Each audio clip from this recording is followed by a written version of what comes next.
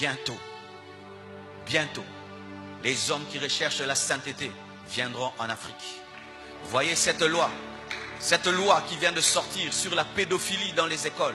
Elle ne peut pas passer ici, n'est-ce pas? Elle ne peut pas passer ici.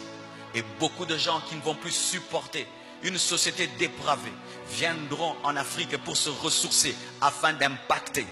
Tu ne seras pas, Afrique, tu ne seras pas qu'une réserve naturelle pour le monde, tu seras une réserve spirituelle. Tu ne seras pas qu'une réserve naturelle pour le monde, tu seras une réserve spirituelle. Tu ne seras pas qu'une réserve naturelle pour le monde, tu seras une réserve spirituelle. Car ce qui arrive facilement dans les autres nations, qui peuvent accepter facilement qu'on puisse donner des cours de pédophilie à leurs enfants, en Afrique ça ne passera pas. Nous allons amener nos enfants à la maison. Nous allons leur donner des cours de mathématiques à la maison, cours de français à la maison.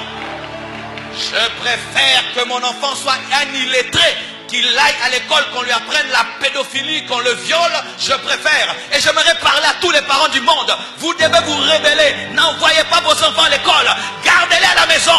Gardez vos enfants à la maison.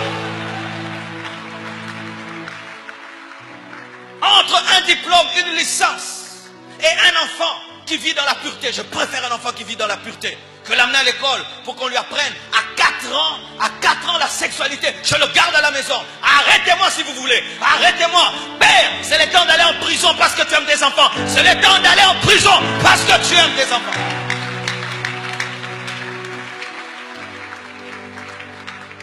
C'est quel père qui se soumet à toute loi? Non. L'obéissance à Dieu est parfaite. Mais l'obéissance à l'autorité est relative.